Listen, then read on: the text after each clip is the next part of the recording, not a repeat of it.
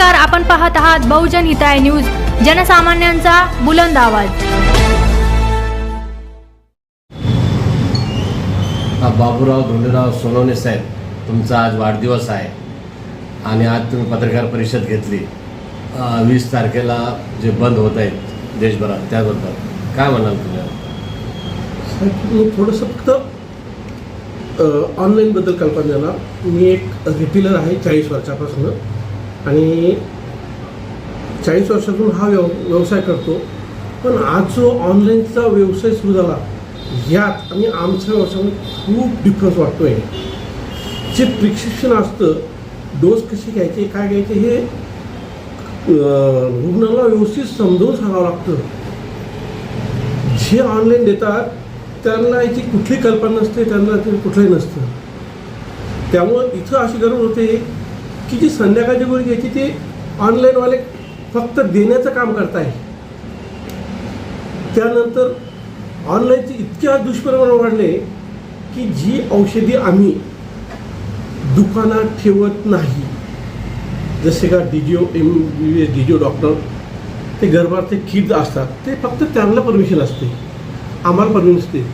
ते आज ऑनलाईन भेटते आणि हे आम्ही सिद्ध करून दिलं आहे। म्हणजे वेळोवेळी पत्रकार परिषद येऊन ऑनलाईन ऑर्डर टाकून त्यानंतर एवढी भयानक परिस्थिती दिसते आम्हाला। आम्ही नुसता पैसे कमाव ह्या उद्देशाने धंदा करत नाही 40 वर्षापासून। 2 पैसे भेटायला पाहिजे परिवार चालवण्यासाठी, पण समाजाचं कल्याण व्हायला पाहिजे, जनतेचं व्हायला पाहिजे। आज नवीन पिढीला एवढा धोका झाला आहे, तुम्ही कुठलीही औषधी जसे कोडिन फॉस्फेट ऑनलाईन टाका, मिळतंय। रेस्टिल जे आहे झोपेची गोळी मिळते। आमच्याकडे जर कोणी असं मागायला आलं, आम्ही देत नाही। आम्ही प्रत्येक केमिकल, आम्हाला प्रत्येक वर्षाला प्रशिक्षण दिलं जातं आहे नवीन औषधीबद्दल, याच्याबद्दल। जी नवीन पिढी आहे, जर आम्ही बॉटल लावून दाखवतात अक्षरशः आम्हाला रुपये आहे का, आम्ही नाही, हे भेटत नाही, हे डॉक्टर सल्ल्यानुसार घ्यावं लागतं।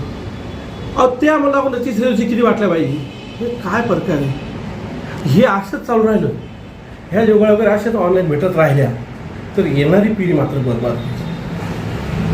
भीती वाटते अक्षरशः, जे त्यांच्या हातातल्या गोळ्या बॉटल पाहून ह्या पिढीच्या। दारूची बॉटल 100-200 रुपयाला असेल, ती बॉटल भेटली 50 रुपयाला। अख्खा तिचा डोस असतो 5 ml, 10 ml बीडी। हे नवीन पिढी ऑन दी स्पॉट एका टाइमला घेत असाय। हे समाजाच्या नाही, आपल्या सर्वांच्या दृष्टीनं, देशाच्या दृष्टीनं सुद्धा घातक आहे। याच्यावर मी तर म्हणतो रीतसर समिती नेमण्यात गेली पाहिजे आणि इन्क्वायरी केली पाहिजे। आमचं FDA एवढं छान काम करते, इन्फेक्शन करते, सगळं साठा सगळं चक्कर हे करते, आणि एखाद्या वेळेस शंका आली तर मागं लागतंय आणि मग पकडलं जातं आहे ऑनलाईन करून मागून। पण ते ऑनलाईन कुठून आलं, काय आलं, कसं झालं, नंतर त्याची काहीच कुठंच घेत नाही। एकदा त्यांच्या हातात पडलं की तिथं संबंध संपला।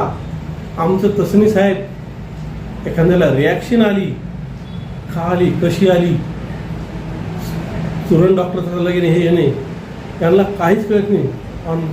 ऑनलाईनवाल्यांना द्यायचं फक्त पैसे कमवणे।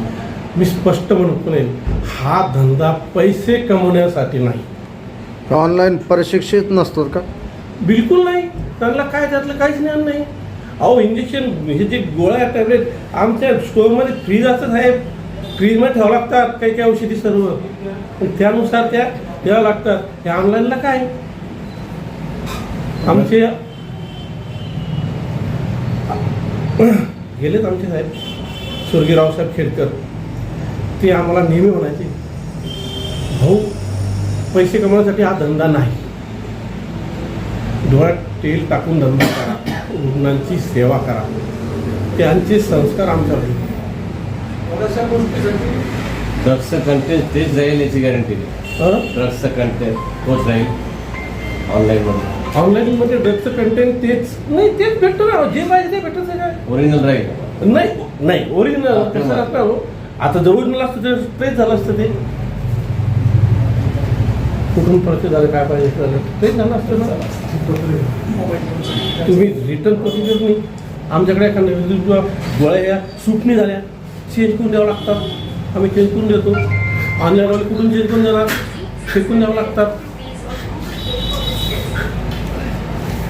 आता शहरात 30% हॉस्पिटलमध्ये फार्मासिस्ट नाही, मेडिकल नाही, डॉक्टरच स्वतः एक मेडिकल दुकान चालवतात. साहेब फार्मासिस्टची संख्या इतकी झाली, फार्मासिस्टची कॉलेजची संख्या इतकी झाली की आता सहज फार्मासिस्ट भेटतो.